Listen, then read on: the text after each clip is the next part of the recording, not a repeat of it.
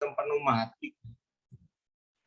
Sistem pneumatik dan hidrolik. Di sini aku pakai 4 buku referensi pendukung. Yang pertama ada Antonio Esposito, terus dari Parker dan Vesto. Yang pertama Vesto ada Hydraulic Basic Level sama Electrohydraulic. Ya, langsung aja. Mungkin ini ya pengenalan singkat tentang sistem daya fluida. Jadi daya fluida itu teknologi yang berhubungan dengan pembangkitan, kontrol, transmisi daya menggunakan fluida bertekanan. Nanti aplikasinya banyak. Aplikasinya banyak itu di industri-industri atau di manapun lah pasti menggunakan sistem hidrolik ya. Ya contohnya dari gambar di samping ini ada sistem untuk membuat suatu cetakan ya, dengan menggunakan sistem hidrolik. Nah, ini bergerak. Nah, biasanya untuk untuk fluid transfer atau fluid transport atau fluid power itu menggunakan fluida kerjanya itu berbentuk liquid atau itu bisa disebut hidrolik dan menggunakan udara bertekanan yaitu pneumatik. Jadi nanti tujuannya kita bisa membedakan apa itu sistem hidrolik dan apa itu sistem pneumatik. Nah, dari ciri yang pertama itu dari fluidanya.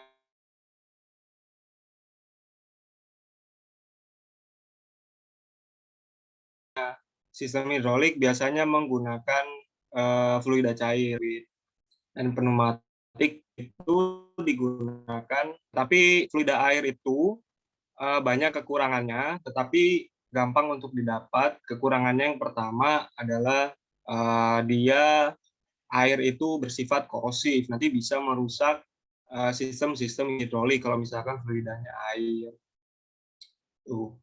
Nah, terus juga densitasnya, terus tidak bisa melumasi silinder hidrolik. Biasanya terjadi karat. Makanya dipilihlah minyak hidrolik untuk menggerakkan atau mentransfer daya dari daya yang kecil bisa menjadi daya yang besar. Tuh. Ya. Nah, nanti di sini biasanya perbedaan sistem hidrolik dan pneumatik itu sistem hidrolik bisa kita lihat untuk gerakan linear itu menggunakan silinder hidrolik ya. Silinder hidrolik tadi yang gerak-gerak gambarnya, dan untuk rotary motion itu biasanya memakai motor hidrolik.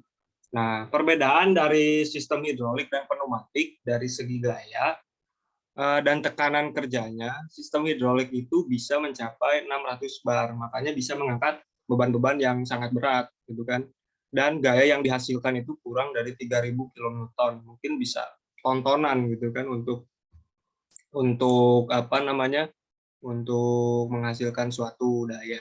Nah, tetapi sistem hidrolik itu kecepatannya itu sangat lambat ya, bisa lambat karena dibutuhkan suatu aliran persatuan waktu karena ada densitas dari densitas dari fluidanya itu sangat besar. Jadi gerakannya kadang lambat bisa jadi. Nah, untuk sistem pneumatik operation speed-nya bisa sampai 1,5 meter per second. Gitu. Bisa lebih cepat karena fluidanya yang digunakan itu gas. Nah, kecepatannya sangat tinggi, tetapi tekanan kerja dan gaya yang dihasilkan itu kurang. Lebih besar itu hidrolik. Nah, silinder pada pneumatik ini gayanya kurang lebih hanya 30 kilonewton maksimal itu pada tekanan kerja 6 bar. Nah, di sini yang paling penting kita bagaimana membaca suatu sirkuit hidrolik atau sirkuit pneumatik itu bisa dilihat dari lambang. Bisa dilihat dari lambang, misalkan ini ya ada pompa hidrolik. Nah, untuk hidrolik itu dilambangkan dengan segitiga hitam. Berarti sistem sirkuit hidroliknya itu ya menggunakan fluida minyak hidrolik berbentuk liquid. Nah, tetapi kalau pneumatik itu ditandai simbolnya dengan segitiga ya kosong gitu ya, putih gitu. Ini ada yang aku merahin di bawah. Untuk hitam itu fluida hidrolik, dan gas atau pneumatik itu ditandainya itu kosong ini. Nah, di sini ada perbedaan. Jadi nanti kalian bisa membedakan mana pompa hidrolik, motor hidrolik, atau kompresor pneumatik, atau motor pneumatik. Nah, kalau di sistem hidrolik, karena yang ditransportkannya itu atau yang diangkat fluidanya itu berupa cair, makanya disebutnya pompa hidrolik. Nah, untuk udara itu kompresor namanya, bukan pompa pneumatik, jadi kompresor. Nah, nanti bisa dilihat dari lambangnya. Kalau pompa itu segitiganya ke atas ya. Nih, segitiganya ke atas. Kalau yang ini. Nah, ini satu arah. Jadi ada satu segitiganya menandakan bahwa putarannya hanya satu arah. Hanya CCW atau CW. Nah, kalau misalkan lambangnya seperti ini, berarti putaran pompa hidroliknya itu bisa ke kanan atau muternya CW atau CCW. Berputarnya. Itu. Nah, motor hidrolik membutuhkan tekanan dan kapasitas untuk bisa memutar dan mengkonversikan menjadi mechanical power atau daya mekanis. Nanti mungkin aliran dayanya setelah ini bisa aku jelaskan. Sama seperti pneumatik, kurang lebih sistemnya sama, tapi fluidanya itu berbeda.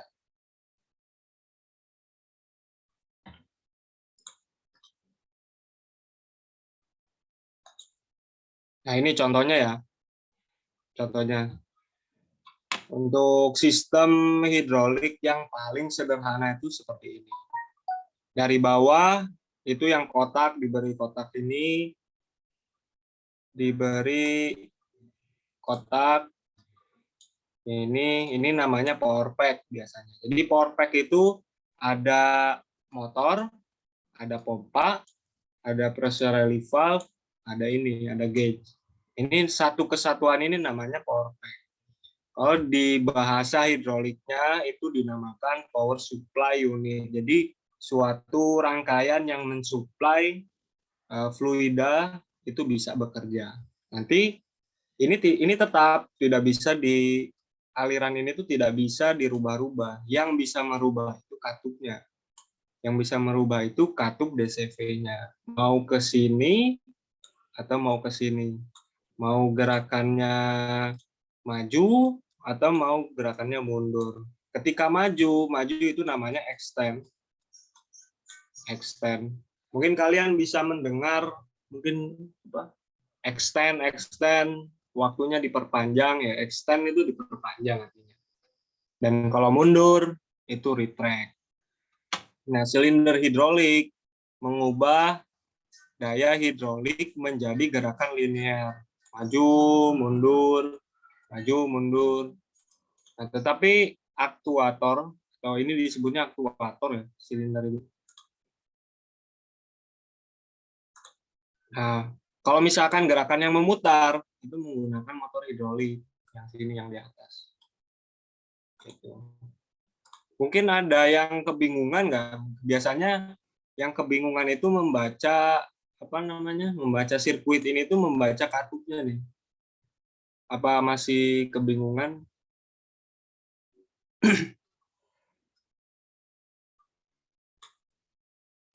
Halo? Aman, Wan. Aman ya? Oh, berarti ya. Nah, nanti kira-kira untuk ini, katup yang ini kan ada berapa katup DCP, beberapa. Kira-kira kalau misalkan katup ini, katup DCP berapa per berapa? DCP gitu. Ininya pembilangnya berapa, penyebutnya berapa? 4/2. Nah, ya berarti udah inilah ya, udah bisa memahami.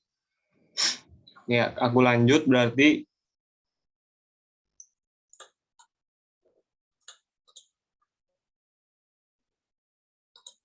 Nah, di sini itu desain dan representasi dari sistem hidrolik itu seperti ini. Jadi yang di bawah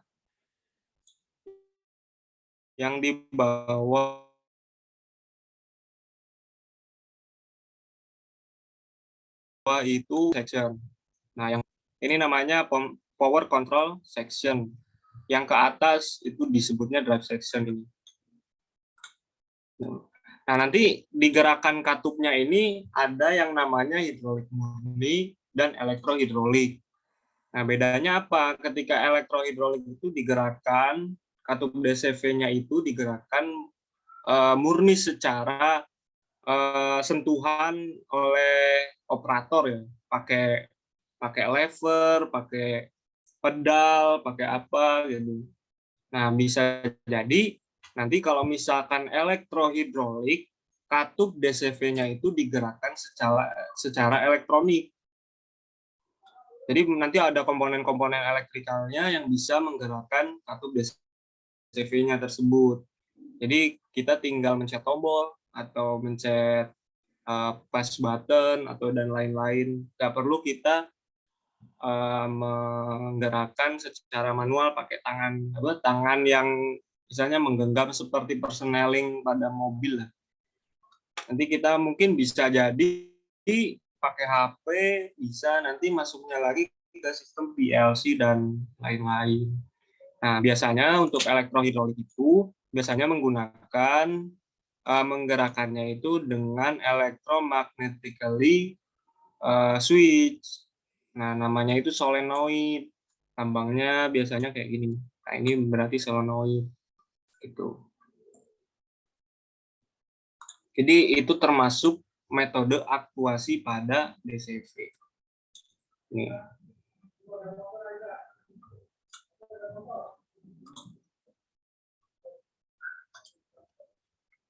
Nah, ini ya power supply unit contohnya kayak gini, misalkan di industri atau dan lain-lain itu seperti ini. Nih, power supply unit diperlukan untuk menghasil daya hidrolis yang digunakan pada sistem hidrolik dengan mengkonversikan daya mekanis dari motor induksi. Oke.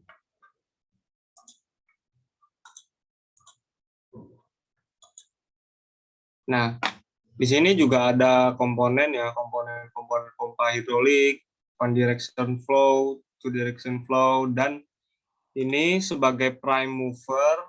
Biasanya kalau misalkan industri kecil itu menggunakan hidroliknya itu dengan elektrik motor yang digerakkan daya listrik. Nah, kalau misalkan industri besar itu biasanya menggunakan diesel atau dan lain-lain yang disebutnya heat engine. Contohnya yang ini kayak ini. Ini menggunakan motor induksi AC 3 fasa atau 1 fasa. Nah, ini menggunakan diesel prime mover-nya ya. Nah, ini perlu diingat ya, ini termasuk contoh dari hitung-hitungannya. Kalau misalkan kalian menghitung daya hidrolik. Nah, yang pertama, misalkan aku punya suatu rangkaian power pack atau satu rangkaian hidrolik. Nah, energi yang dikonversikan itu dari mana ke mana dan dibutuhkan untuk apa sih sebetulnya, gitu kan? Nah, aku sekarang punya motor AC. Nah, motor AC ini, yang ini, itu digerakkan oleh daya listrik. Nah, daya listrik itu, ini, P sama dengan tegangan dikali arus dan dikalikan cos P. Nanti tuh biasanya ada cos P. Cos P itu biasanya nilainya 0,8. Dia langsung dikalikan 0,8. Nah, nanti hasilnya ini menjadi watt. Watt. Nah, motor AC itu ada daya atau ada tegangan dan arus juga yang mengaliri seluruh kutub-kutub yang ada di motor AC itu akan menghasilkan induksi magnetik. Induksi magnetik itu akan memutar rotor yang ada di motor AC. Jadi ya seperti kipas angin, seperti apa kan dia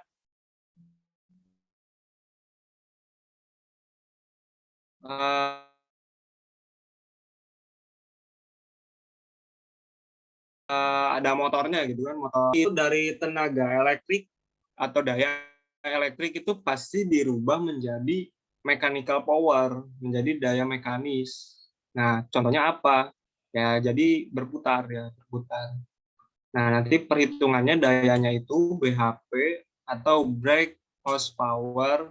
Ini adalah yang bisa disebut juga daya daya poros. Nah, itu rumusnya torsi dikalikan omega. Omega itu apa sih? Nah, omega itu 2 dikalikan P dikalikan RPM. Nah, jadi nanti ini tuh berputar, ada RPM-nya. Nah, nanti dikalikan torsi itu bisa menjadi daya. Nah, daya mekanikal itu dibutuhkan oleh pompa hidrolik. Pompa hidrolik. Nah, pompa hidrolik ini dan motor AC dikoppel menggunakan kopling. Menggunakan salah satu kopling. Gitu. Nah, bisa nanti biasa. Nah, hydraulic pump itu karena perpindahan dari gerakan gear rotornya atau pistonnya itu menghasilkan tekanan vakum yang bisa menyedot fluida yang ada di bawah hydraulic tank ini ke atas, naik ke atas. Nah, baru nanti akan menjadi hydraulic power nanti ke sini. Nah, daya yang dihasilkan dari hydraulic pump ini yang pertama itu menghasilkan tekanan yang sangat tinggi dan itu kapasitas. Ketika tekanan dikalikan kapasitas, itu akan menjadi daya hidrolik yang dibutuhkan untuk menggerakkan silinder-silinder ini atau motor, atau yang bisa disebut juga aktuator. Nah, ini nanti dibutuhkan ini. Ini hydraulic power. Nah,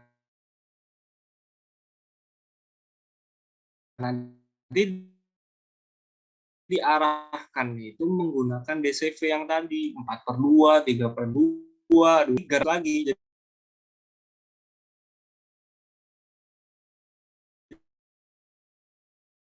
Jadi itu dari elektrik, daya mekanis, menjadi dari daya mekanis menjadi daya mekanis. Nah, daya mekanis itu kalau silinder hidrolik F dikalikan kecepatan silinder hidroliknya. Gaya dikalikan kecepatan ini dikalikan dengan kecepatan silinder hidrolik. Nah, itu dayanya nanti. Nanti ada hidrolik motor juga, itu sama menjadikan mechanical power, dia memutar, bisa memutar sesuatu, nah, up or down, atau bisa ini nanti bisa dihubungkan dengan gearbox juga biasanya. Oke.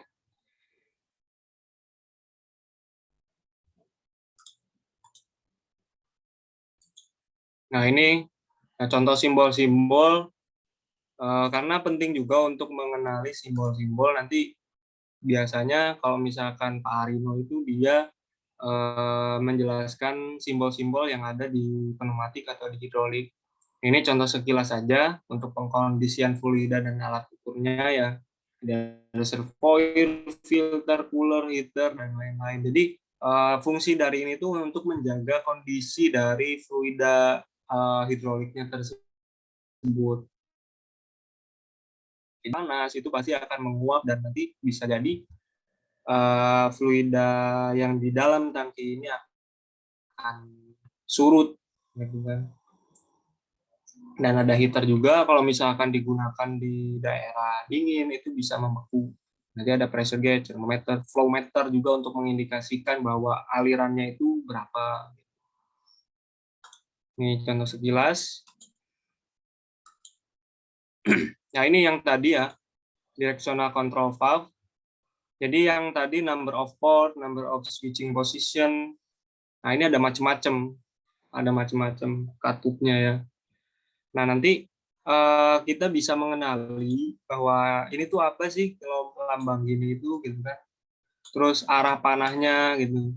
Kalau misalkan lambang seperti ini, itu dia artinya di blok. Di blok itu fluidanya nggak boleh melewati ini. Jadi ini ditutup, alirannya ditutup. Ini ditutup, ini alirannya nggak boleh ke sini. Dan ini juga alirannya ditutup, nggak boleh ke sini. Artinya itu. Nah, untuk PTAB itu P pressure port, artinya P, dan T itu biasanya bukan biasanya, memang port yang dikhususkan untuk balik ke tangki kembali. Jadi sistem hidrolik itu pasti setelah digunakan fluidanya itu pasti balik lagi ke tangki lagi. Kayak contohnya akuarium lah. Jadi kan akuarium itu ada pompanya, dia balik lagi. Alirannya itu pasti balik lagi. Sama dengan hidrolik ini. Setelah digunakan, dayanya pasti fluidanya akan balik kembali. Nanti ada sistem safety-nya juga seperti relief valve dan lain-lain. Nah ini dari sini ya pasti dia balik lagi ke tangki. Yang warna biru itu kan pasti balik lagi.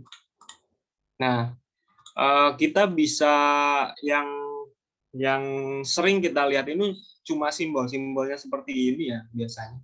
Tapi pada kenyataannya itu portnya itu atau katupnya itu bentuknya seperti ini, kayak gini pada nyatanya. Jadi nggak kayak gini, jadi bentuknya seperti ini. Makanya dibuat suatu standar supaya bisa menyederhanakan dan bisa yang mengamati itu bisa paham apa gambarannya tersebut supaya tidak terpisah. Ya ini ya, ini contohnya, ini katup 2/2 with spring return. Kita mencetnya itu, kalau kita mencet nggak ditahan itu kayak apa ya, kayak misalkan kalau di kulkas itu ada pencetan lampu yang kalau misalkan kalian kecil itu suka mainin lampu kayak gini.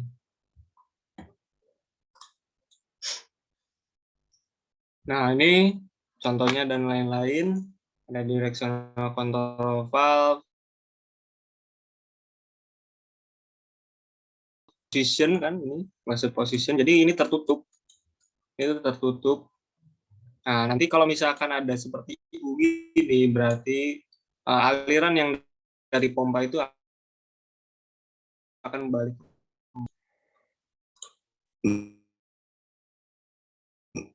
Terus ada yang ini, jadi kita bisa memahaminya. Triknya untuk memahami sirkuit hidrolik itu dari bawah ke atas. Jadi kemana alirannya itu pergi, gitu kita bisa melihat. Oh jadi dari sini ke sini naik. Nah nanti di ini naik terus, dia mengisi naik ke atas. Nah, ketika udah naik ke atas pengen menurunkan silinder hidrolik ini, karena ini double acting ya, double acting dan ke bawahnya itu menggunakan beban. Nah, jadi nanti ini katupnya digeser ke kanan, alirannya terbuka, maka warna. Nah, nanti alirannya akan kembali ke sini. akan kembali ke tangki. Kenapa nggak ke sini? Karena ada ini, ada check valve atau klep intinya. Jadi alirannya hanya bisa mengalir ke atas, tapi nggak bisa ke bawah. Jadi alirannya akan pasti ke sini, balik ke tangki lagi. Nanti silindernya akan turun. Tuh, ya. Ini check valve namanya. Nah, ini representasinya ya, kalau nyatanya itu seperti ini. Oke, lanjut. Nah, ini sama untuk directional control valve ya. Contohnya seperti ini namanya spool. Jadi ini yang ngegeser kanan kiri gitu. Katup namanya. Ya, lanjut lagi. Nah, ini sama directional control valve ya. Jadi ini simbolnya dan kenyataannya pada katupnya itu seperti ini. Tuh. Pasti aja yang di bawah itu PTAB. Jadi pressure, tank, port A, port B. Untuk kembali atau ke tekanan, pasti pressure itu pasti alirannya itu ini tuh pasti berasal dari pompa. Nah, jadi DCV itu digerakkan itu namanya metode aktuasi. Nah, ada yang digerakkan langsung oleh manusia, gitu kan. Nah, ini ada general simbol, spring return and bleed port. Jadi nanti di sini ada bleed port, ada biasanya itu dalam katup itu pasti terjadi kebocoran, tapi nggak terlalu fatal. Jadi yang sisa-sisa kebocoran itu akan balik lagi ke tangki melalui bleed port. Ada push button with spring return. Ini pasti gerakannya ke kanan, ketika kita pencet itu akan ke kanan. Ketika lepas, dia balik lagi ke normal. Nah, ini lever. Oke, lever ini contohnya ya, contoh nyatanya itu seperti ini. Lever itu seperti tuas untuk menggerakkan kartu. Push button seperti ini, terus ada pedal. Biasanya pedal ini digunakan untuk mekanisme hidrolik itu untuk pandai besi. Pandai besi itu yang untuk misalkan membuat golok itu di tempanya itu menggunakan hidrolik, itu pasti diinjak untuk mengaktifasinya ini. Nah, lever itu ada dua, ada yang di tense setting, ada yang biasa. Nah, ketika di tense setting itu digerakkannya itu on off-nya itu harus menggunakan ya gerakannya 2 kali gitu. Seperti kita memindahkan persneling pada mobil. Gigi 1 ya kan. Nggak mungkin kan misalkan gigi persneling itu balik kembali ke netral kan. Pasti kita kalau misalkan mau ke netral lagi, itu harus digerakkan oleh tangan kita lagi kan. Nah, itu namanya seperti detent. Jadi gigi 1 kita pindahkan, gigi 2 kita pindahkan ke belakang. Nah, kalau lever enggak. Kalau lever yang biasa itu dia pasti setelah kita pencet, kita dorong, pasti dia balik lagi. Jadi harus seperti ada pegas gitu. Nah, nanti juga ada secara mekanis, ya ada stem atau push button, terus by spring, ada juga by roller stem. Jadi biasanya nanti ini katupnya itu digerakkan oleh silinder lagi gitu. Silinder lagi gini. Ada silinder lagi. Jadi ketika silindernya maju ngedorong ini pasti akan aktif. Tergeser istilahnya. Nah, ini metode aktuasi dari directional control valve itu menggunakan sistem elektrohidrolik. Nah, sistem elektrohidrolik itu metode aktuasinya itu menggunakan solenoid. Nah, ada solenoid with one winding, with two opposing winding, solenoid with manual override, dan ada pilot actuated. Nah, jadi ini ya, ini tuh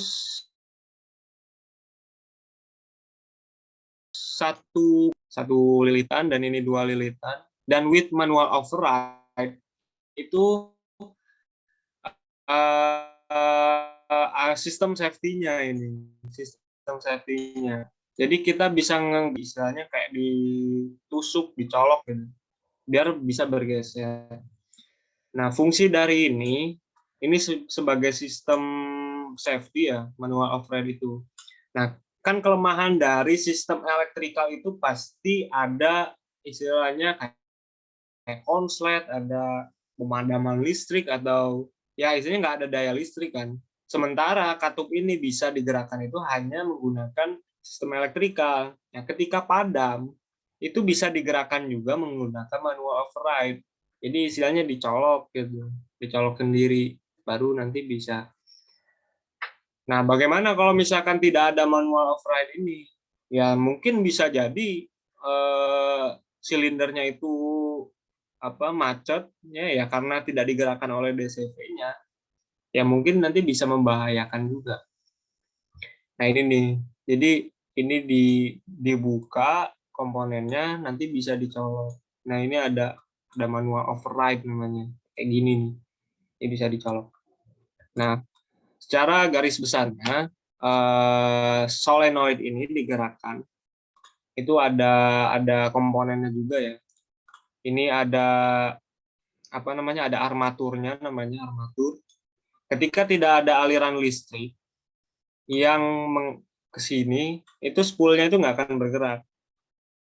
Spoolnya nggak akan bergerak.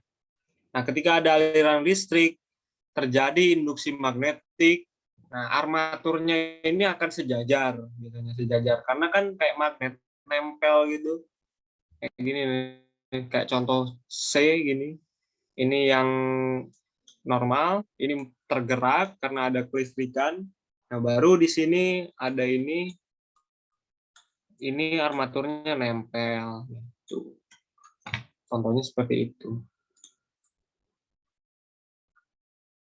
Ini ininya ya, representasi simbolnya seperti ini.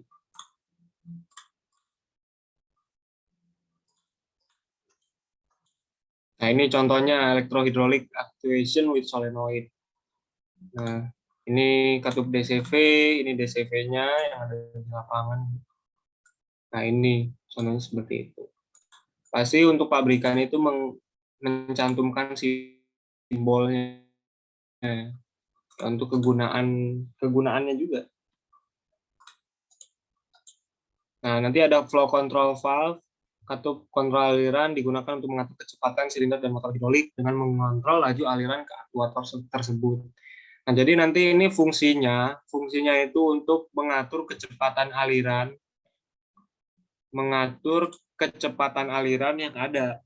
yang ada untuk sirkuit hidrolik. Jadi maju mundurnya cepat atau cepat majunya atau lambat majunya itu diatur oleh flow control valve. Nah, jadi contohnya aja kayak keran kalian biasa di rumah itu. Ketika dibuka deras, ya pasti alirannya akan cepat ya istilahnya. Jadi nanti aplikasinya seperti itu. Contoh analoginya seperti itu. Ketika dikecilkan, ya otomatis berarti silinder hidroliknya itu akan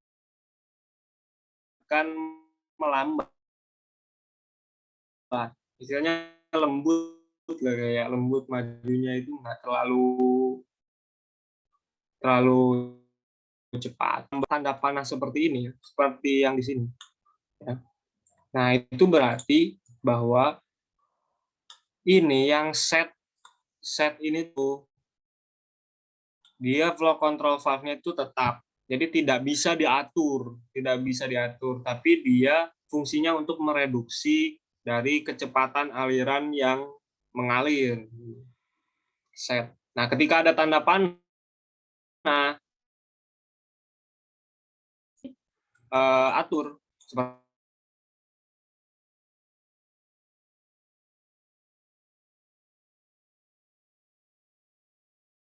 seperti yang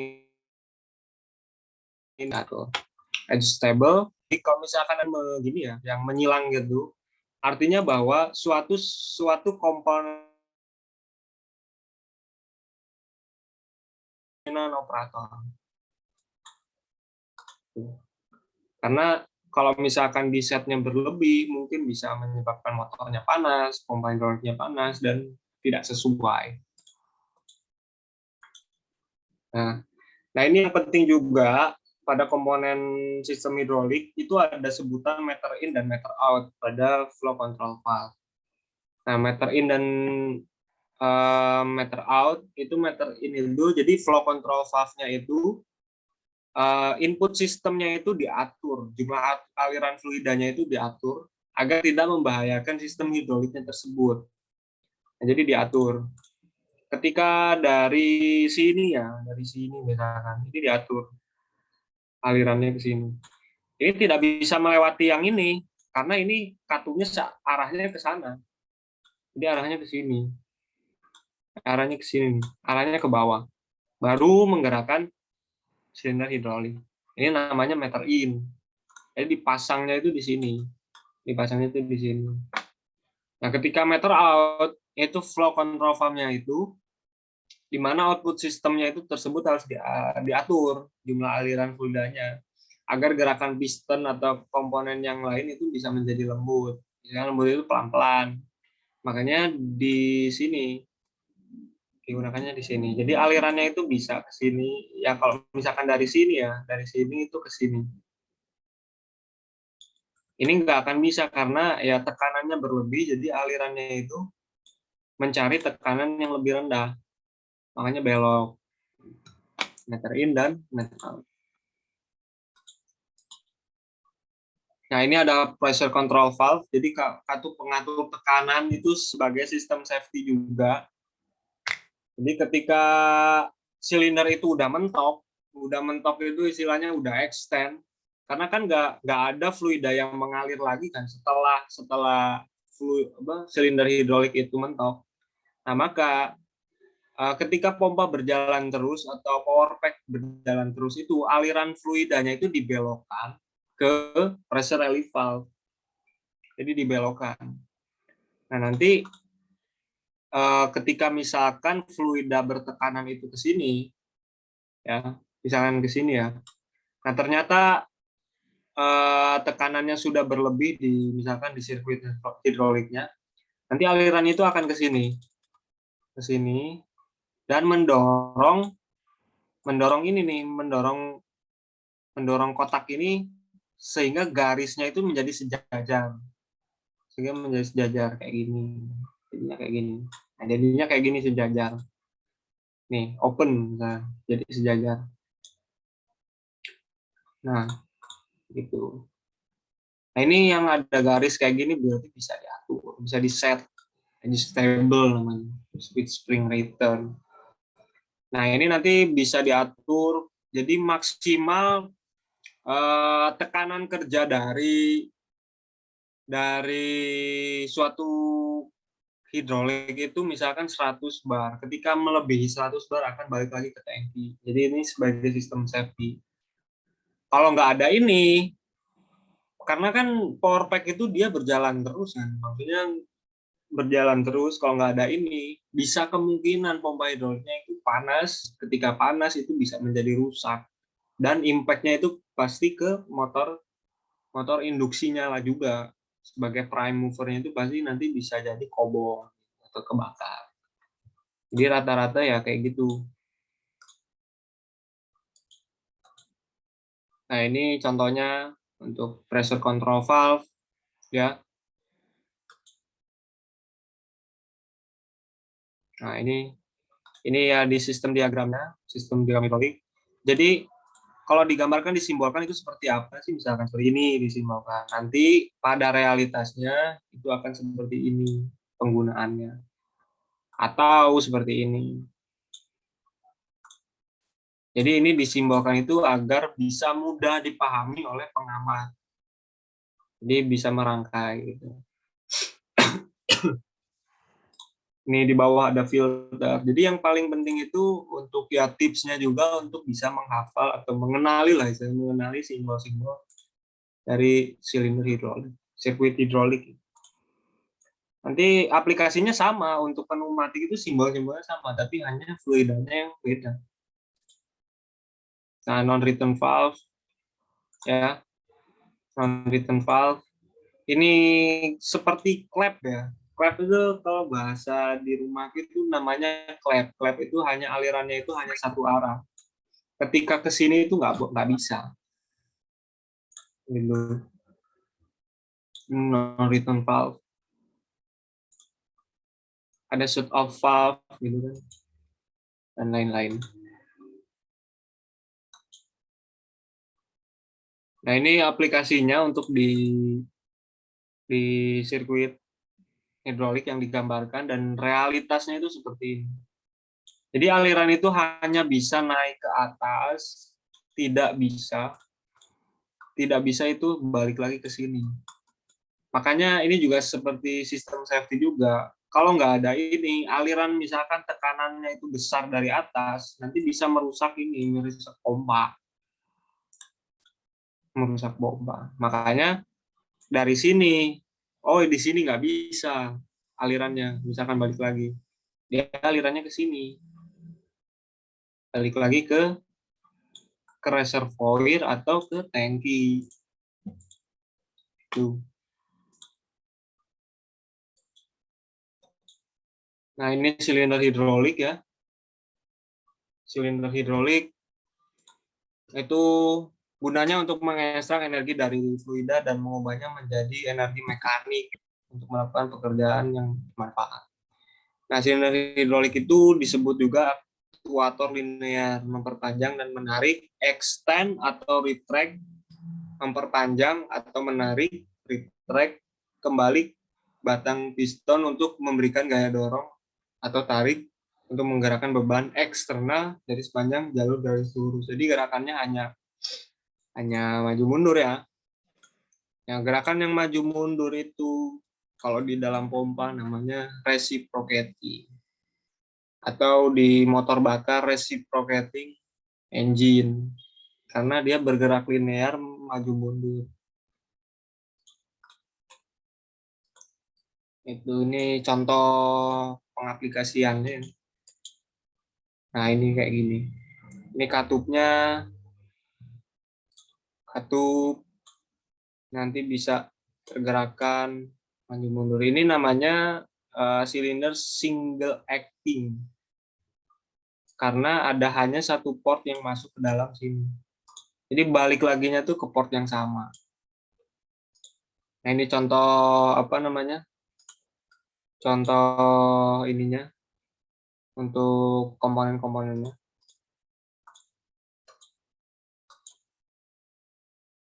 Nah, ini ada silinder hidrolik itu ada single acting cylinder with spring return. Jadi gerakan retract-nya itu dihasilkan oleh gaya pegas. Dan ada telescopic cylinder. Nah, contohnya seperti ini yang digambar di kanan. Nah, ini silinder hidrolik single acting ya. Jadi dari pompa naik ke atas, dia memanjang. Kalau misalkan ini exhaust tank ya, untuk teleskopik itu ke bawah. Contohnya itu, simbolnya seperti ini. Ini simbol-simbolnya.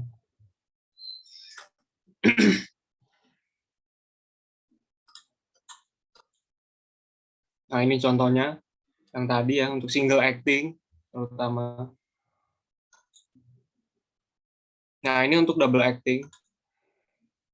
Contohnya seperti ini. Ini DCV, ini seperti apa? Seperti solenoid ya. Seperti solenoid yang menggerakkan katup DCV.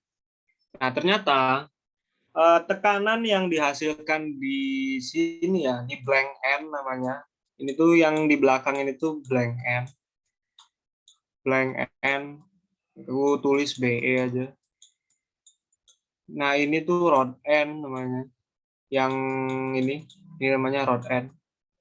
Itu tekanannya pasti beda. Tekanan yang dihasilkannya itu beda karena apa? Eh, karena luasan ini ya. Karena luasan dari sebelah sini A1 dan A2. A2 itu dikurangi dari diameter rodnya. Diameter rodnya. Jadi kalau analisanya untuk A1 kan, untuk A1 itu misalkan menghitung areanya, area luasan itu pi per 4 ya. D kuadrat. Kalau misalkan A1. Kalau A2 berarti dengan ini dikurungi dulu, pi per 4 dikalikan D kuadrat.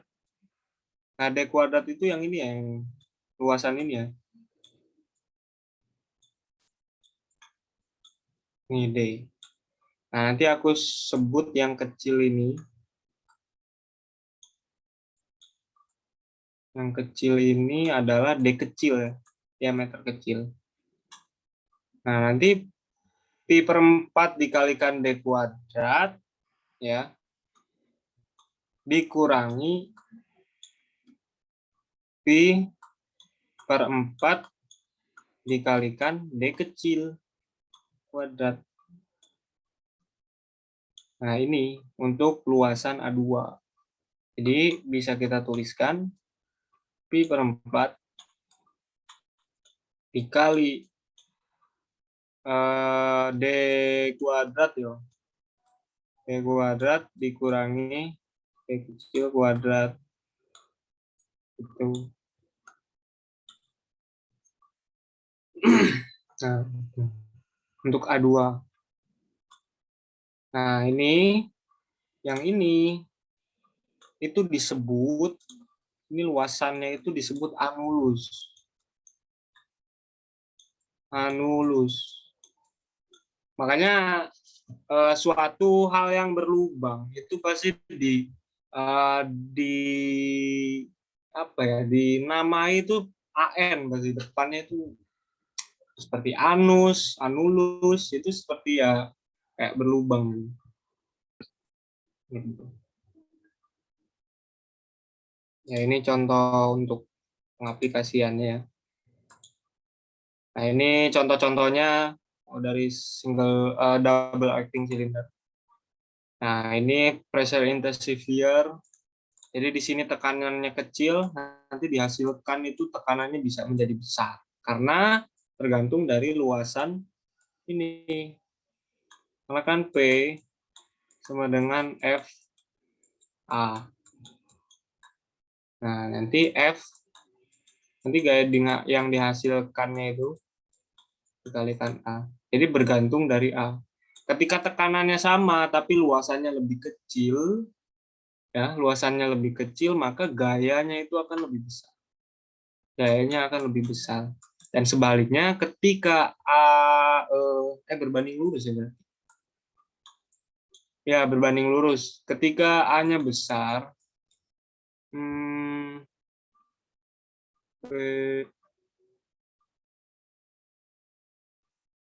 ya berbanding lurus berarti ketika gayanya itu tekannya tetap dan A-nya itu lebih besar, maka gayanya akan lebih besar.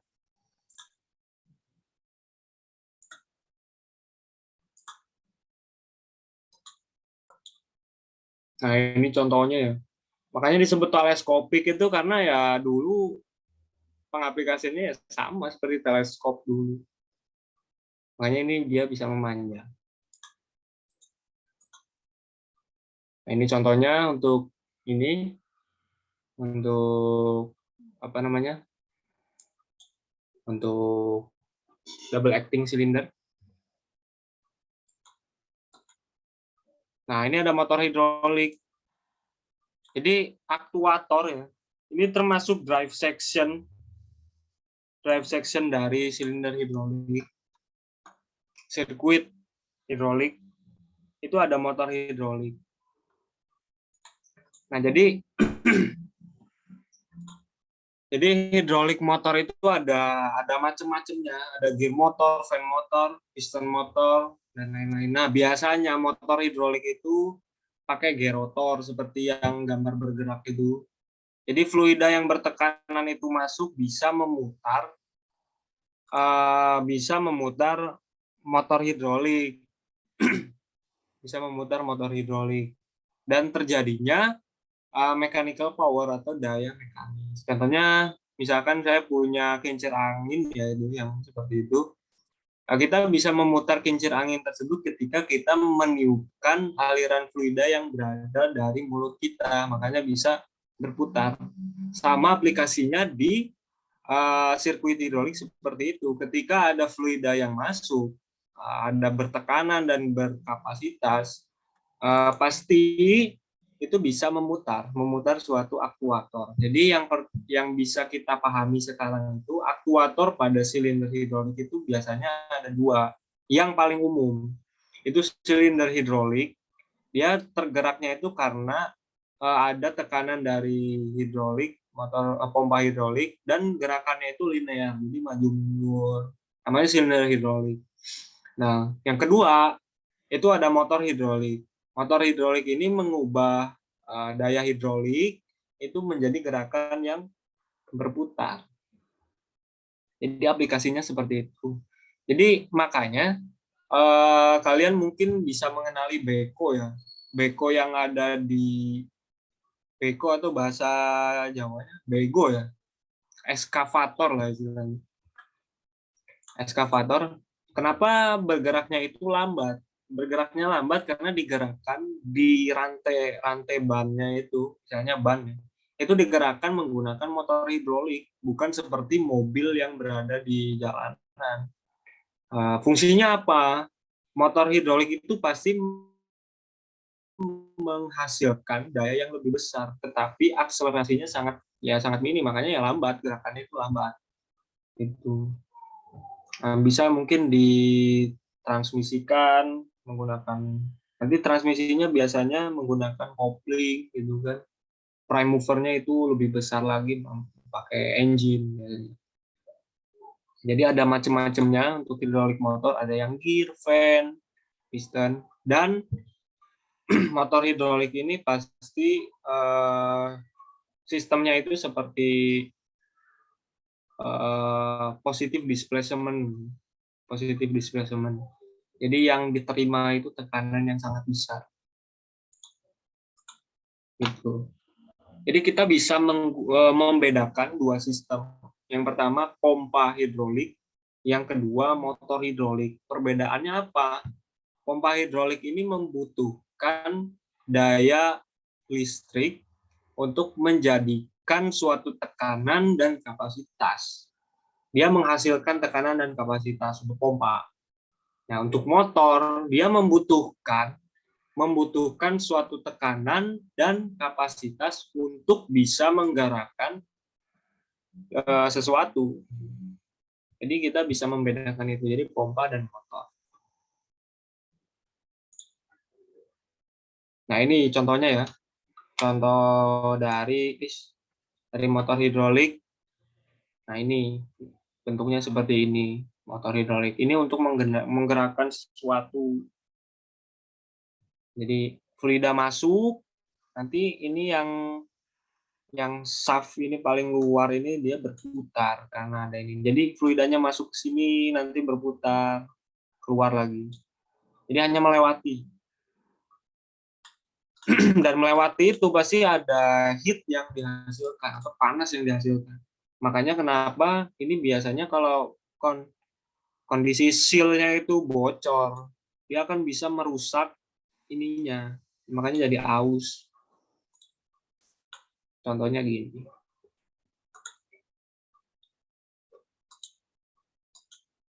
Nah, ini untuk motor hidrolik ya. Yang merah berarti tekanannya tinggi, yang biru berarti tekanannya rendah. Misalnya biru itu sudah digunakan daya hidroliknya itu sudah digunakan, jadi tekanannya menurun.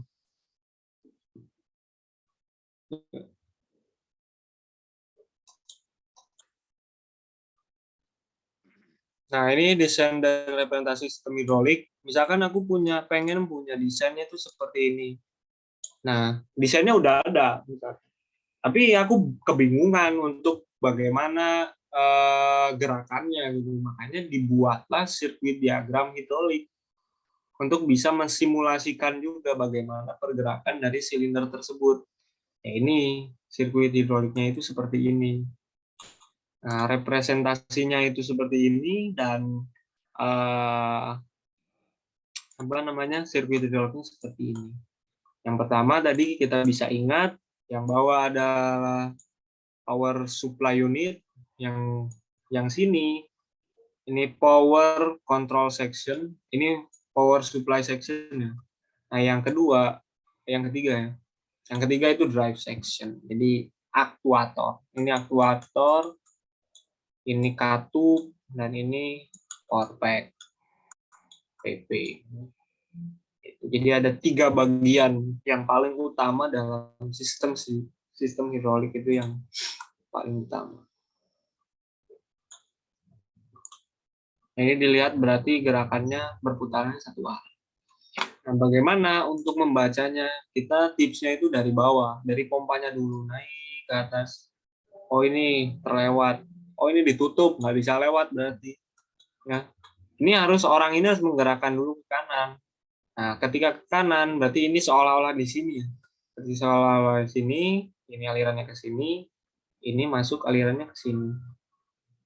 Langsung silindernya naik ke atas. Nah, terus kita ketika mau turun, berarti dikembalikan kembali ininya alirannya. Ketika turun, ini ke sini, ini baru turun ke tangki lagi. Jadi simbol itu turun ke tangki lagi. Nah, kalau misalkan ditutup gini, pompa terus berputar, dia alirannya kemana? Dia pasti alirannya ya pasti ke sini balik lagi, atau enggak ke sini balik lagi. Karena ini nggak bisa, yang sini nggak bisa, karena ditutup. Akan bisa. Jadi sistem hidrolik ini akan aman, tidak akan misalnya panas yang berlebih. Ketika nggak ada ini pressure relief valve, mungkin bisa jadi pompanya nanti akan rusak.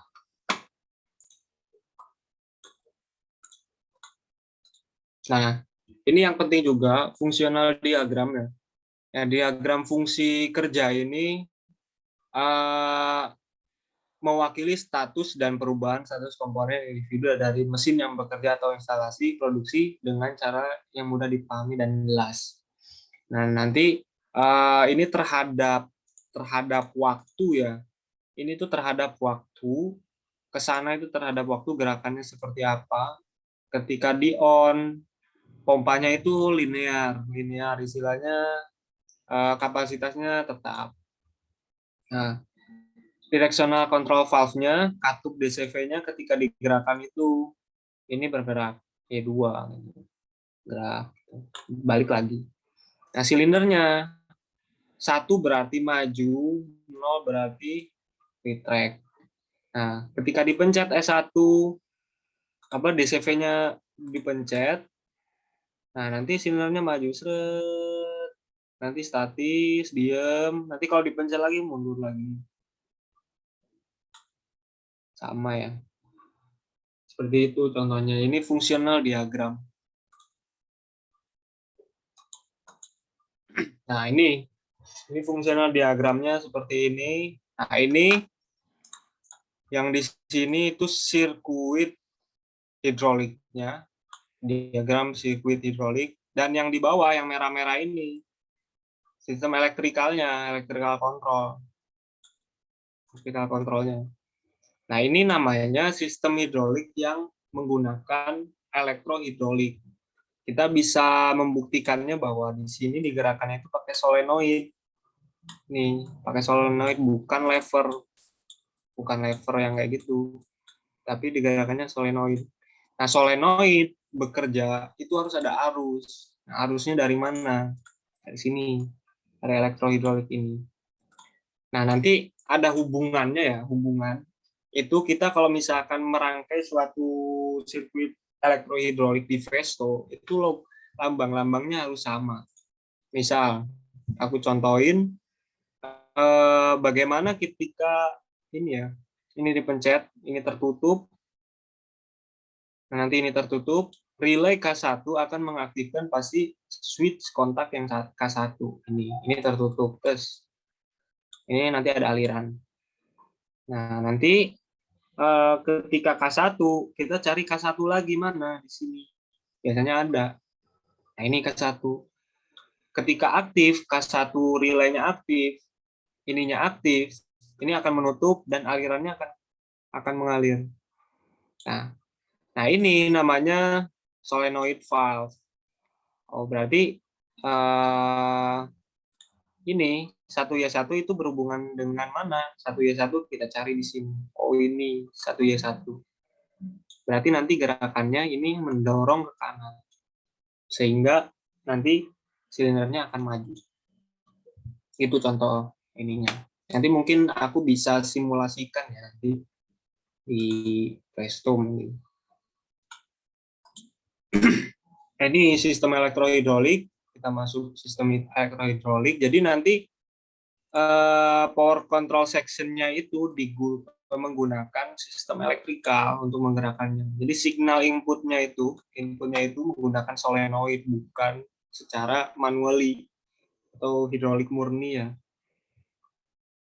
Nanti bisa membedakan mana yang elektrohidrolik, mana yang manual, yang biasa. Nah, biasanya ini membutuhkan biaya lagi biasanya, tapi lebih efisien karena bisa digerakkan dari jarak jauh. Misalnya ya seperti crane atau dan lain-lain itu bisa digerakkan hanya dalam satu kabin menggunakan joystick. Itu menggunakan sistem solenoid atau elektrohidrolik bagi hidroliknya. Jadi nggak perlu operator itu turun ke bawah untuk mengaktifkan suatu sirkuit hidrolik. Kalau misalkan di crane tadi balik lagi gitu. Jadi cukup menggunakan joystick. Contohnya kayak mouse atau apa bisa diklik-klik. Itu digerakannya menggunakan elektrohidrolik. Nah, nanti ada yang lebih advance lagi, itu biasanya menggunakan sistem PLC atau dan lain-lain. Nanti ada logika-logikanya lagi. Mungkin kita membahas hanya sederhananya aja lah. Nanti mungkin bisa. Karena untuk belajar hidrolik, terutama elektrohidrolik, kita dipaksa untuk bisa memahami sistem elektrika. Nah, nanti sebelum itu sekilas tentang sistem elektrikal ya, contohnya sederhananya seperti ini. Jadi ada suatu baterai gitu kan. Ini ada apa namanya?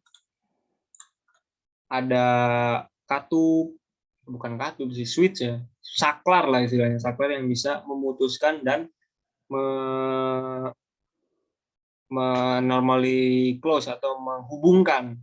Jadi ketika terhubung switch-nya nempel, berarti ada suatu lampu yang menyala nanti. Nah, ini sama aplikasinya seperti nanti sistem electrical circuit yang tadi, yang aku tunjukin tadi.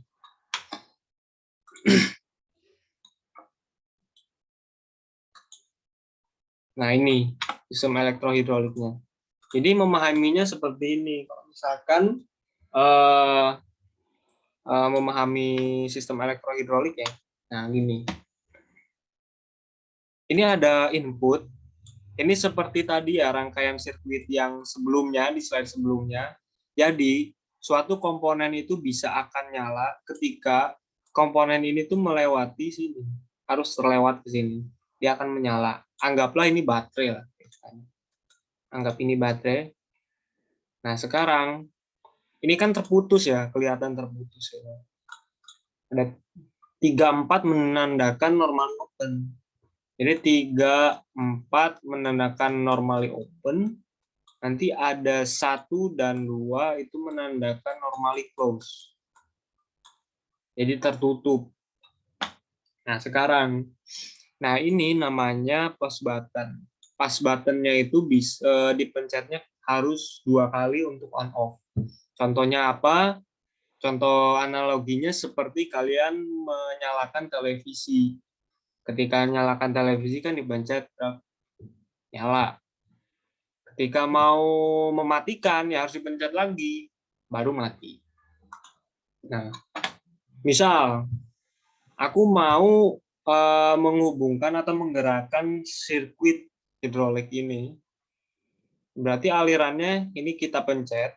Kalau kita pencet berarti ini akan terhubung. Oke, terhubung. Ya masuk. Ini alirannya berarti elektronnya itu gini kan. Oh, ini belum terhubung. Harus dipencet lagi pas button yang S1. Nah, ketika ini terpencet, ini akan terhubung. Ketika aku pencet akan terhubung. Ketika terhubung, itu akan mengaktifkan solenoid valve ini. Nah, solenoid valve itu simbolnya Y1. Kita cari di sirkuit hidroliknya di sini. Y1 itu mana? Oh, berarti ini. Ketika ini aktif, ini kan ke sini ya. Jangan balik lagi. Ini aktif, ini akan geser ke sini. Nah, sehingga alirannya akan seperti ini kira-kira. Ini masuk ke sini. Ini seolah-olah, biar nggak ganggu. Ini alirannya seperti ini ya kira-kira. Nah, panahnya di sini lah ketika dipencet. Nah, ketika sini ini masuk dan akan mengisi kekosongan ini. Nanti silindernya akan maju. Tuh. Nah, sekarang kalau misalkan ini dilepas, tidak ada aliran yang terhubung, ya maka ini terlepas, ini tidak akan aktif, berarti ya ini balik lagi ke kanan. Nah, nanti ada gaya yang menekan, pasti alirannya balik lagi. Alirannya pasti balik lagi ke tangki dan silindernya itu retract atau mundur. Nah, contoh sederhananya ini adalah sirkuit elektrohidrolik yang paling sederhana. Jadi cara bacanya gitu. Cara bacanya lihat kalau misalkan ini itu dari kanan ya kemana ke bawah, berarti ke sini, nanti baru balik lagi. Cara bacanya seperti itu. Electric circuit diagram. Mungkin ada yang mau sharing-sharing atau tanya tentang ini, biar aku dapat masukan juga atau dapat ilmu yang berbeda lah. Nanti bisa kita didiskusikan.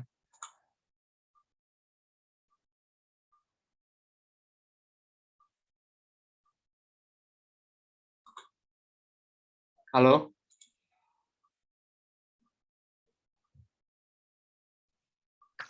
Masuk.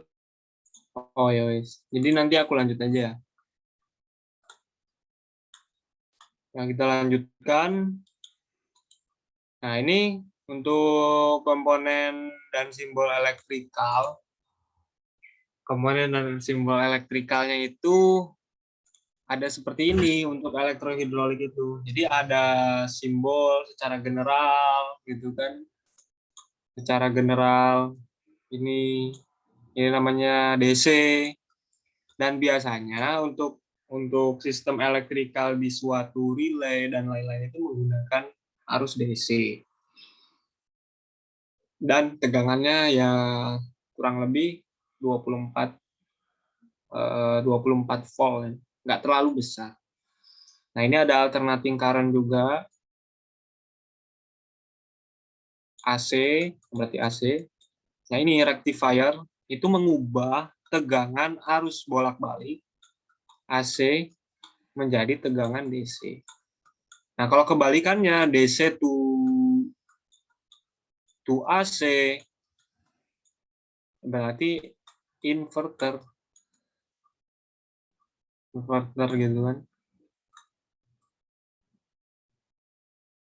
Nah, nanti ada permanen magnet, ada resistor, ada coil, indicator light, kapasitor, dan earthing itu ground, pengaman.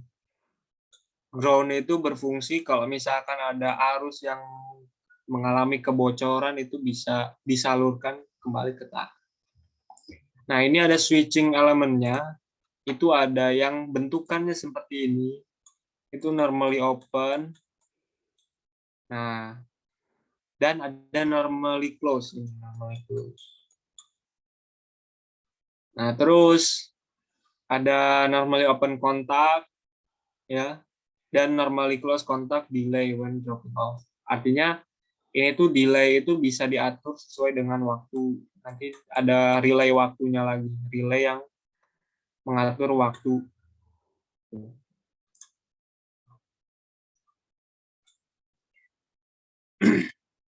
Nah, ini simbol ISO ya. Simbol ISO. Kalau misalkan di bawah nanti juga ada seperti ini simbol-simbolnya.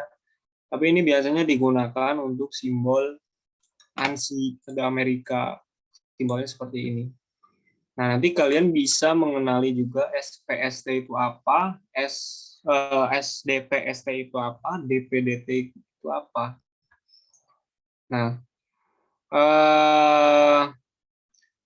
SPST itu artinya single pole dan single throw. Ini yang atas namanya throw, dan pole ini yang ini namanya pole. Ini ada satu, ininya NO berarti normally open. SPST sama single pole dan single throw.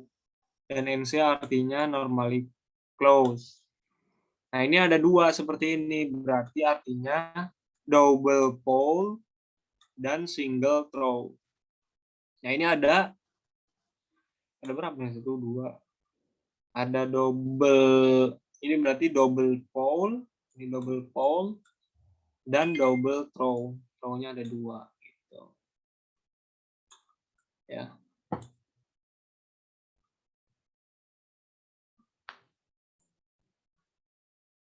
Ya.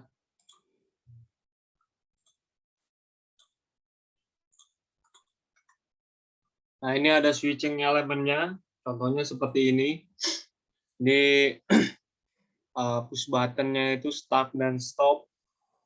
Ini akan normally open tuh seperti ini, ada celah di sini, akan terhubung. Dan kalau normally close itu seperti ini, ada celah. Nggak ada celah, nempel. Ini contohnya gambarnya. Nah, ada changeover kontak. Changeover kontak ini biasanya ada dua rung ya. Artinya ini ada dua kayak kaki lah atau kabel. Ini dalam satu. Yang aliran ini tertutup mengalir, namanya normally close. Tapi yang ini tidak mengalir, tidak dialirkan, normally open. Jadi ini bisa dirubah ketika dipencet, nanti ini terhubung, ini normally open. Contohnya seperti ini. Ini ke bawah, lampu kuning menyala, ini ke atas, lampu hijau menyala. Itu contohnya.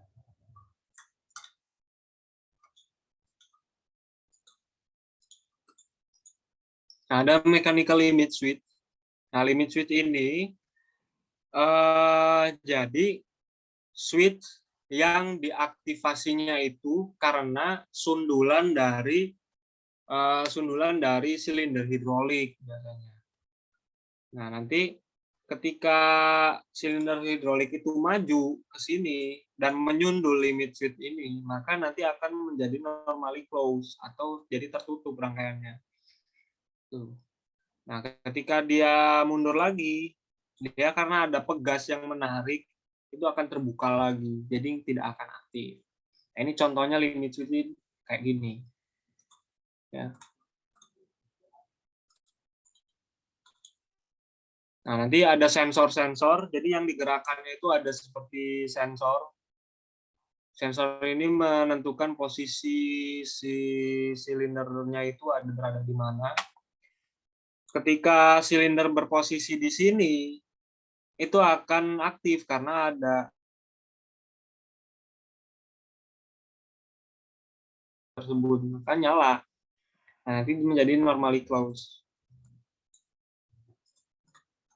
Nah, ini ada silindernya di sini kan, ini nggak akan terhubung karena ada celah, belum aktif.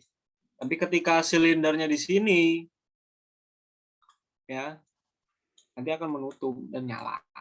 Nah, contohnya seperti itu. Nah, dan juga ada piston pressure switch, ya, seperti ini. Nah, banyak sistem-sistem sensor-sensor itu untuk bisa mengaktifkan itu banyak sekali. Ada inductive proximity sensor, ada kapasitif, ada through beam, gitu kan. Jadi membaca suatu objek nanti logika aktivasinya itu akan terlaksana atau 1 atau 0. Contohnya itu.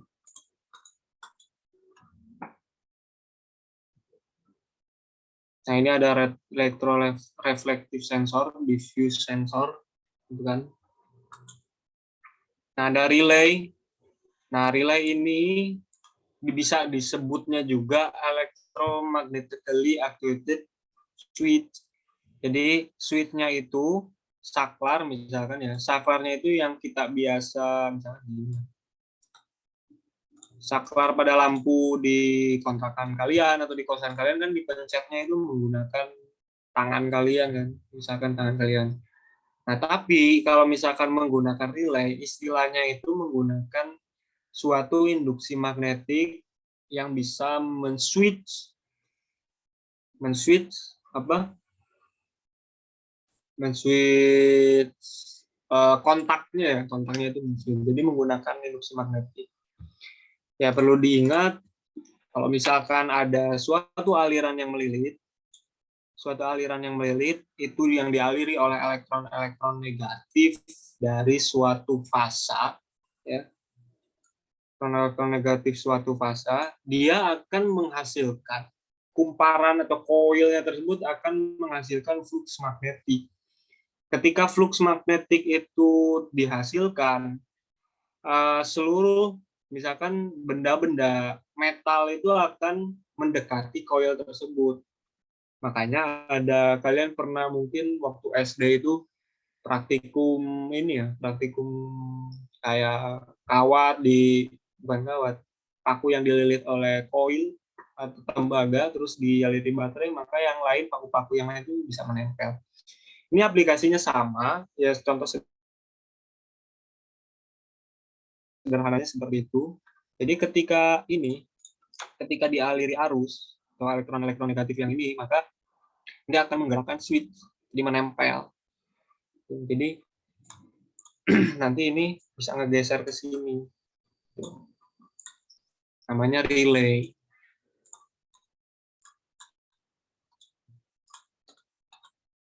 Nah, ini komponen pada relay itu di dalamnya itu seperti ini, ada banyak switch-nya.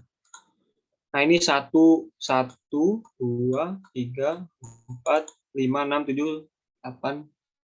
Nah, ini menunjukkan garis ke-1, garis ke-2, garis ke-3, garis ke-4, garis ke-5, garis ke-6, garis ke-7, garis ke-8.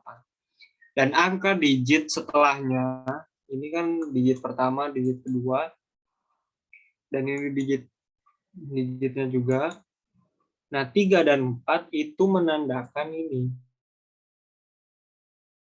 Normally open kontak, berarti terbuka. Nah, kalau misalkan 1, 2, itu adalah normally close. Kita bisa membuktikannya seperti ini, normally close kontak. 1 dan 2, angka 1 dan 2. Gitu. Jadi bukan penjumlahan 13, 14, 23, 24. Jadi itu istilahnya garis pertama, garis ke-1 dengan posisi 3, 4 itu normally open kontak. Ini bukan penjumlahan ya, tapi ini menandakan simbol. Mungkin bisa ini ya,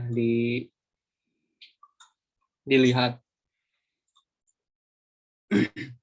Dan untuk komponen relay itu di dalamnya itu seperti itu. Nah, nanti kalau kalian merangkai suatu sistem elektrohidrolik, sirkuit hidrolik maupun pneumatik, itu simbol-simbol elektrikalnya itu harus berkorespondensi. Jadi ada hubungannya. Jadi misalnya apa ya? Jadi kayak digunakannya itu baju, misalkan baju digunakan untuk dipakainya tuh di dada misalkan. Dan celana untuk dipakai di daerah paha, dan kontak juga sama. Jadi switch itu berhubungannya ini digunakan untuk relay, bisa untuk menjadi limit switch, dan bisa menjadi untuk sensor. Nah, digunakannya untuk itu. Nah, korespondensi, istilahnya hubungannya. Nah, relay itu dihubungkannya dengan ini. Dan valve solenoid pasti berhubungan dengan solenoid yang terpasang pada katup DCV. Dan ini ada magnetic proximity switch juga. Nah, mungkin setelah ini aku bisa mendemonstrasikan ya bagaimana kita merakit suatu sistem sirkuit hidrolik menggunakan aplikasi Festo.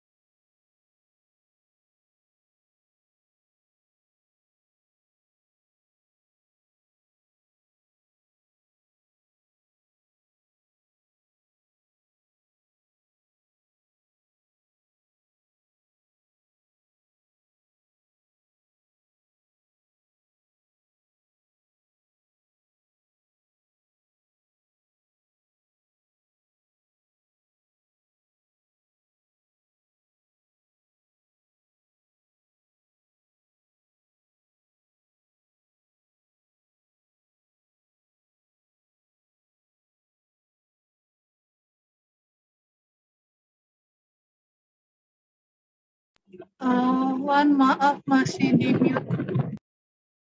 Oh ya, sorry. Ya ini Festo ya, aplikasi Festo Fluid Sim. Kita bisa menggambar suatu sirkuit hidrolik. Ya di sini kita pertama itu membuka lembar kerjanya dulu. Ini ada ini ya, ada tanda kertas kayak kertas HVS di sebelah kiri atas. Kita bisa pencet sini. Nah ini udah ada lembar kerja. Jadi yang pertama itu kita butuh yang namanya power supply unitnya dulu, yaitu power pack. Di sini udah ada power pack itu pump unit. Ini kita pasang, kita tempel. Jadi caranya itu menggeser dan melepaskan. Udah ada. Terus kita butuh misalnya double acting cylinder sebagai aktuatornya. Sini ya. Ini kita taruh atas. Terus kita kasih ini. Nah, kasih ini. Kita kasih DCV. Nah, nanti kalian bisa merubah-rubahnya juga dengan mengklik 2 kali. Mengklik 2 kali. Nah, ini contoh gambarnya. Ini posisinya bisa dirubah. Kamu mau yang mana, misalkan bisa dirubah. Kan? Ini aku pilih yang ini. Nah, nanti ada manually, pakai manual override, pakai apa, dan lain-lain sesuai dengan kebutuhan. And mechanically juga ada, dan electrically. Nah, aku pilih solenoid. Pilih solenoid ya. Pilih solenoid. Nah, nanti di sini juga ada spring return, ditambah spring, ditambah pilot, ditambah apa. Ini berarti kiri, berarti kanan aktuasinya kan. Yang kita. Oke, ini udah bisa kita taruh. Klik OK. Nah, sekarang tinggal kita hubungkan P untuk P, berarti T untuk T. Nah, nanti ini yang TS ini bisa ke sini saja, tempel. Jadi hubungannya itu diklik, lalu dilepas. Diklik, lalu dilepas. Nah, ini udah bisa disimulasikan. Sebenarnya udah bisa disimulasikan dengan memencet tombol ini. Nah, ini udah bisa. Sebenarnya dipencet secara manual bisa, gerakan juga bisa. Tapi kan ini fungsinya karena solenoid, itu kita bisa menggerakkannya itu menggunakan sistem elektrik. Nah, kita gambar terlebih dulu sistem elektrikalnya. Kita cari di bawah. Nah, yang pertama tadi ada 24 volt, ada 0 volt. Jadi rangkaiannya seperti kayak seri ya, rangkaian seri. Anggaplah ini seperti baterai lah. Oke, nah yang selanjutnya kita harus melambangkan, memberi label pada solenoid masing-masing solenoid. Klik kanan, klik 2 kali ya, klik 2 kali. Nah tadi ingat bahwa solenoid ini bisa diaktifkan itu melalui menggunakan ini, ya. Nanti cari ada di sini. Aku S1, ini S1, ya. Ini S2. Kalau bisa DCV-nya jangan ini. Coba kita ini saja supaya terlihat gerakannya. Jadi nanti alirannya ke sini, kita coba simulasikan. Ini tidak ada ini karena balik ke tangki. Nah, ketika ini dipencet, misalkan bisa. Nah, ini secara manual tapi, secara manual.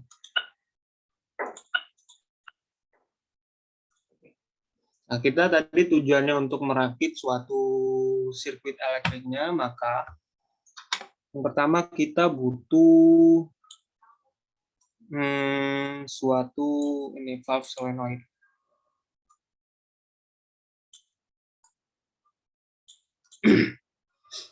Dan juga pas button.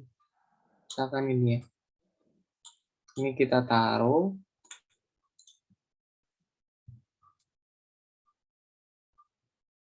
Nah, baru kita hubungkan. Ini dihubungkan ke sini, ini ke sini. Ini dihubungkan ke ini ditarik, dihubungkan ke sini. Nah, langkah kedua adalah kita harus memberi label yang sama. Jadi ini pengaruh juga ya. Ketika labelnya itu beda, maka nanti berbeda. Ini kita klik 2 kali, kita samakan dengan yang ini. Yang atasnya S1. Ini S2. Nah, udah. Nah, ini rangkaian elektrohidrolik yang paling sederhana menggunakan solenoid. Nah, jadi S1 untuk S1, S2 untuk S2. Nah, kita bisa mensimulasikannya. Oke. Nah, ini kita pencet S1. Nah, dia akan bergerak. Terus bagaimana kalau misalkan mau gerakan mundur? Nah, ini. Jadi digerakannya secara elektrik ini. Ya, secara garis besarnya sederhananya seperti itu. Ya. Nah, ini disebutnya sirkuit hidrolik yang direct. Direct itu langsung melalui pas button. Jadi pas button melalui langsung ke valve solenoid ini. Nah, kalau indirect itu dia harus melalui relay terlebih dahulu. Nah, biasanya yang paling digunakan itu menggunakan relay dulu. Relay dulu baru switch, nanti baru solenoid. Nah, ini perlu diingat, ini adalah direct ya. Direct. Nah, terus untuk indirectnya seperti apa? Misalkan indirectnya kita butuh relay, berarti ada 2 buah relay. Di sini kita kasih relay. Ini relay untuk ini, dan ini untuk ini.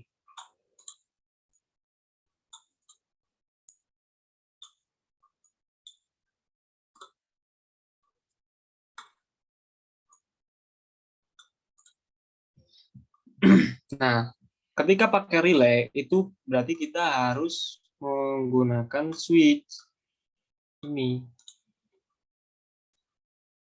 Menggunakan switch. Ada switch-nya. Ini kita pasang ke sini, ini kita hubungkan ke sini. Ini pasang ke sini, hubungkan ke sini. Dan ini nanti kita baru menggunakan push button di sini. Di sini.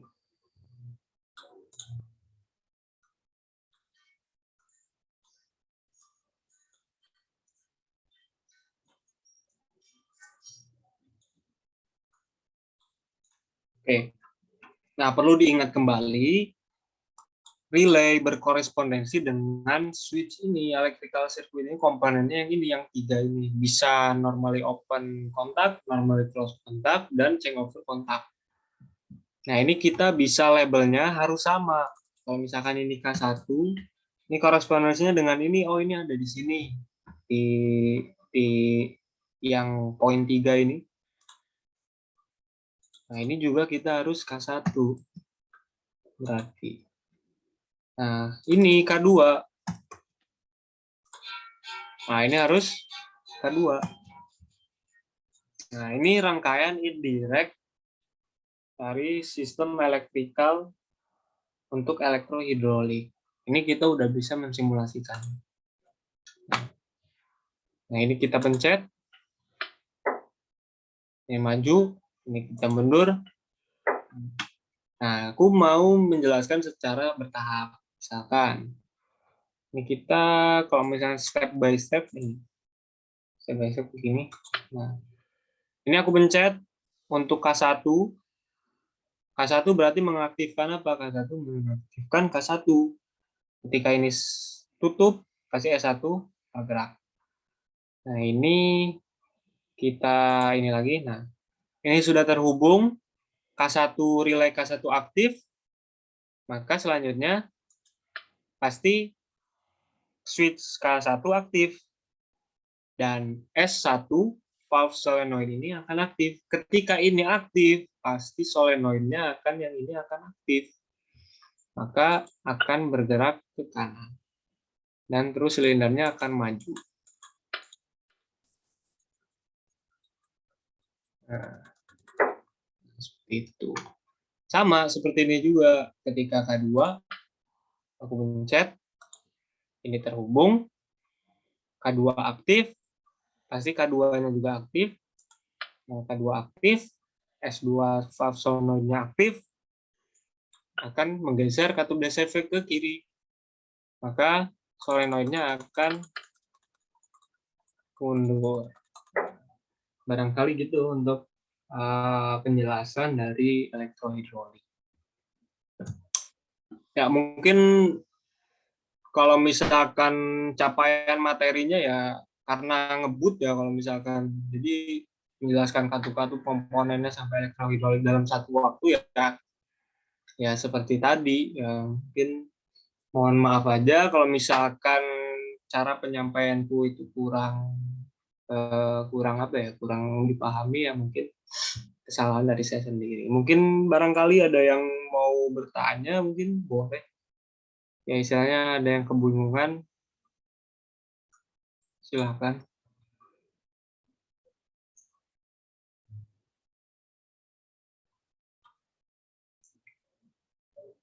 Nah, terus aku kasih aja ya apa namanya kayak soal-soal yang kemarin. Contoh-contohnya bagaimana nanti karakter dari sifat soalnya ya. Eh, mungkin kurang lebih sama, biasanya sama dari tahun kemarin. Tapi ya mungkin ada yang berbeda nanti.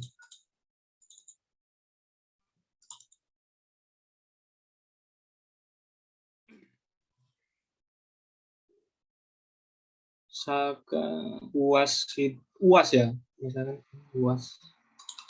Ini UAS hidrolik. Iya Bang.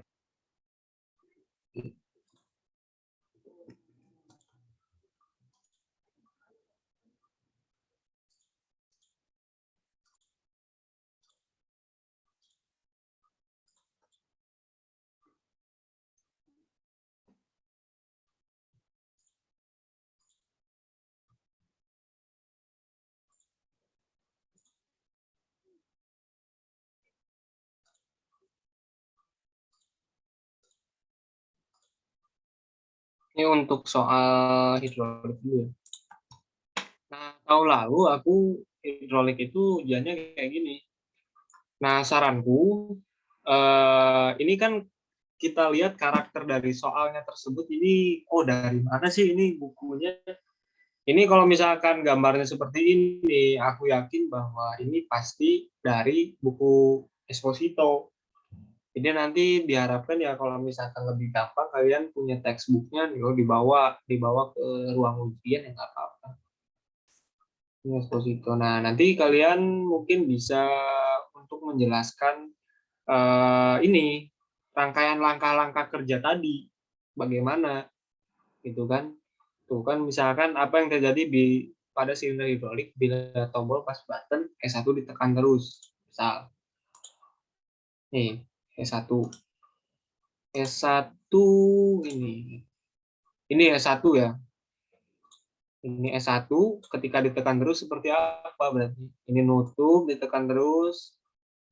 E1 ini karena K2 itu diaktifkan relay K2 dan ini sudah terhubung karena adanya posisi dari ini namanya limit switch ya.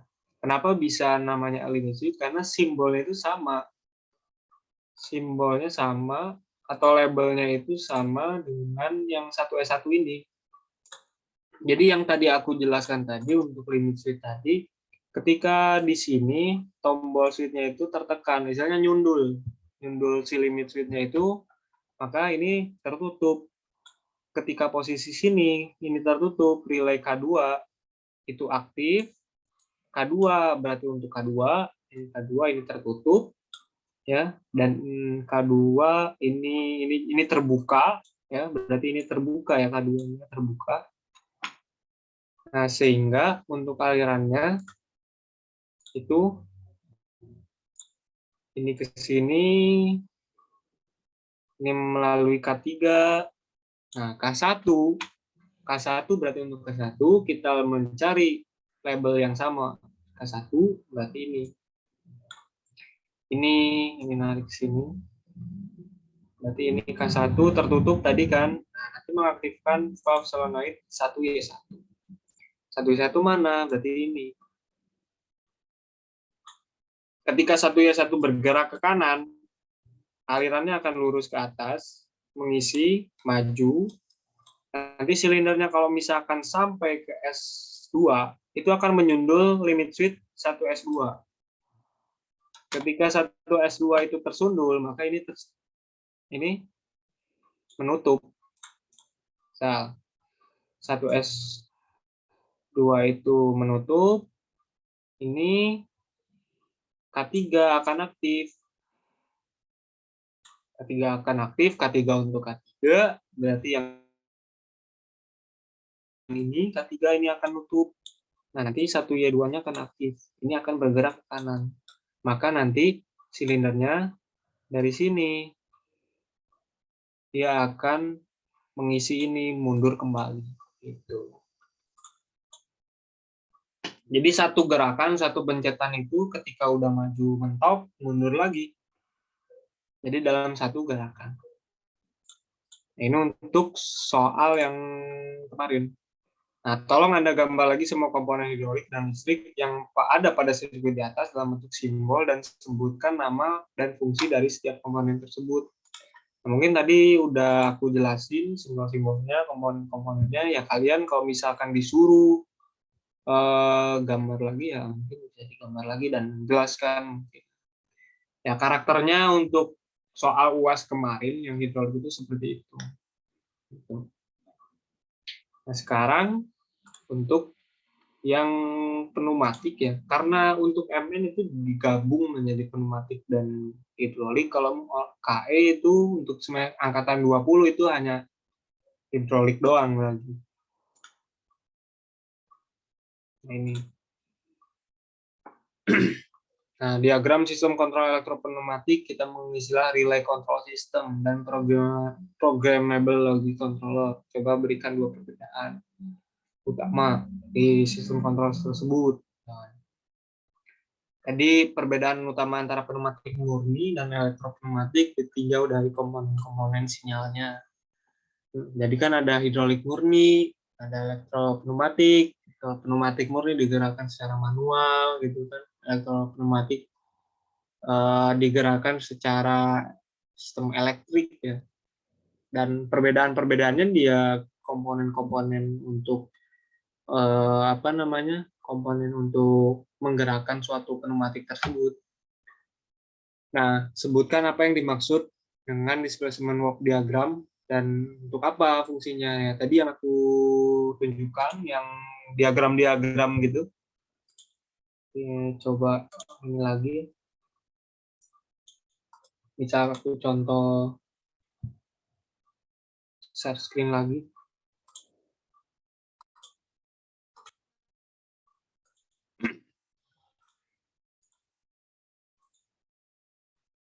Ini kita hapus ya. Karena sudah selesai. Terus ini kalau misalnya mau lihat contoh-contohnya ada di sini semua. Misalkan electrohydraulic advance yang biasa aja. Misalkan yang ini ya, apa coba lihat. Nah ini. Nah ini displacement work diagram itu yang kotak biru itu. Nah itu. Jadi ketika kita pencet play, nah itu akan mengaktifkan diagram tersebut. Lurus karena belum diaktifkan. Ini akan terbaca ketika kita pencet S1. Nah, nanti akan terbaca. Ini berbanding dengan waktu ya. Tinggal balik lagi.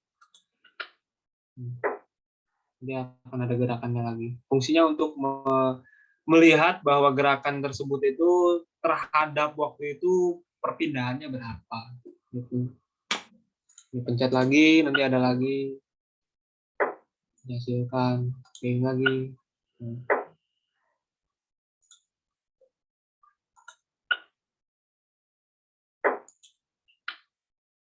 Gitu. Itu ya. Terus biasanya untuk UAS itu, nah ini lagi nih.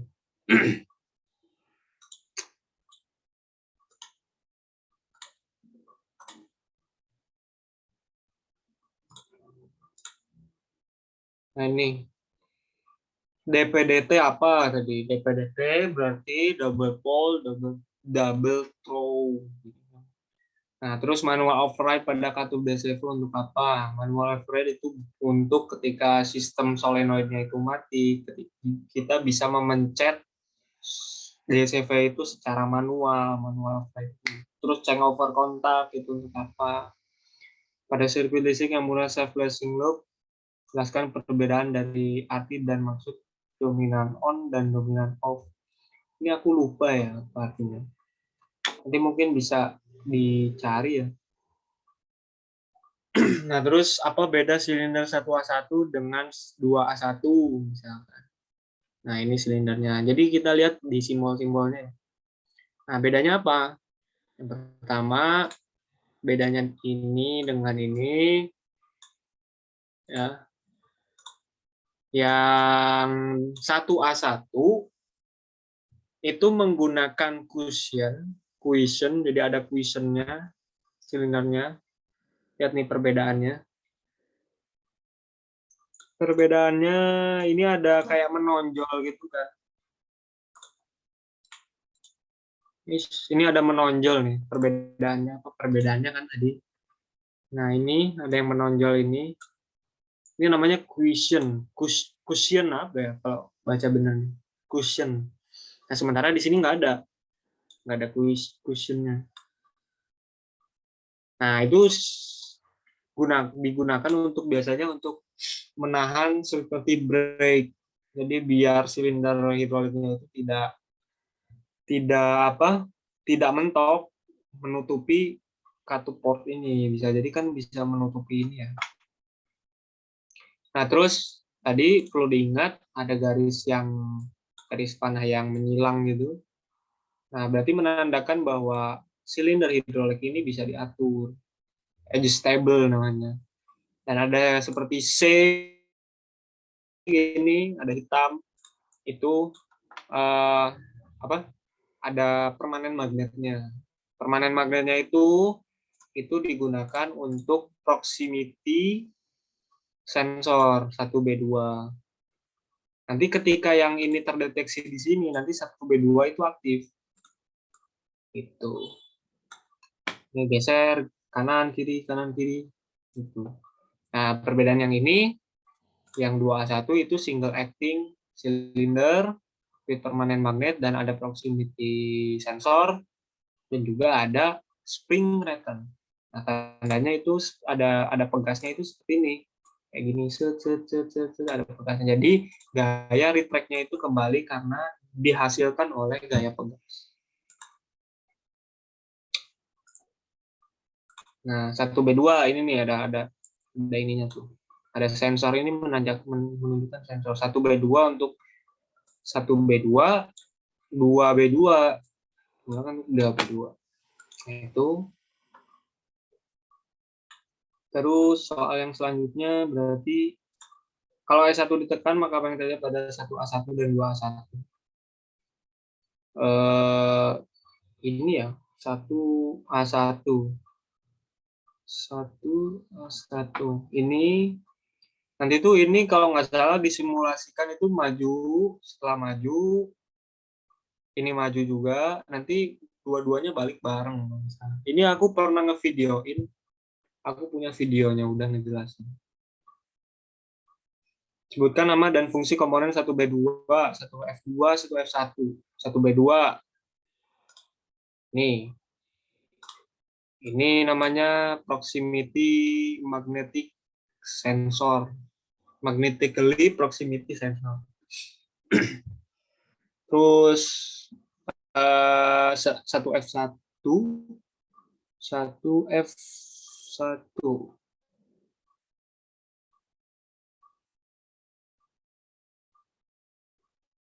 Ini harusnya 1F1 ya, harusnya salah. Ini nih. Oh ini. 1F2 ini nih.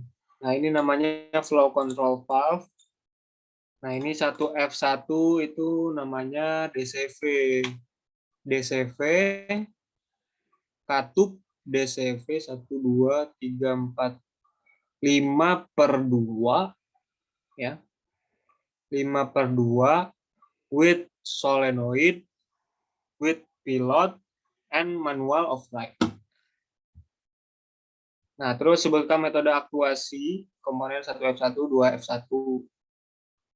1F1 ya tadi katup DCV 5/2 solenoid, pilot actuated with manual override.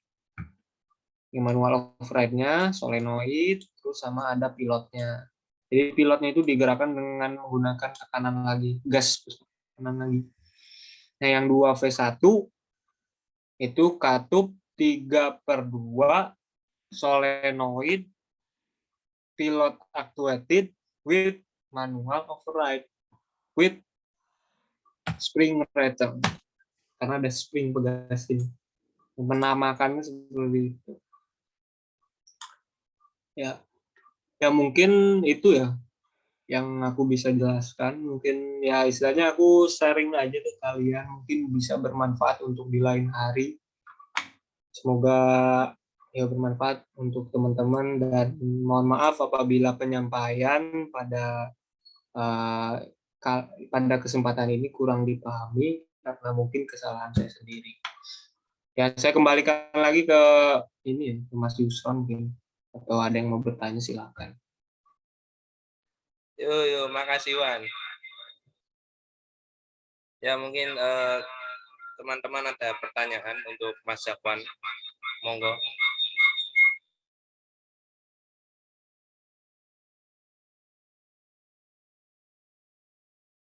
Nanti mungkin aku kasih PPT-nya habis ini.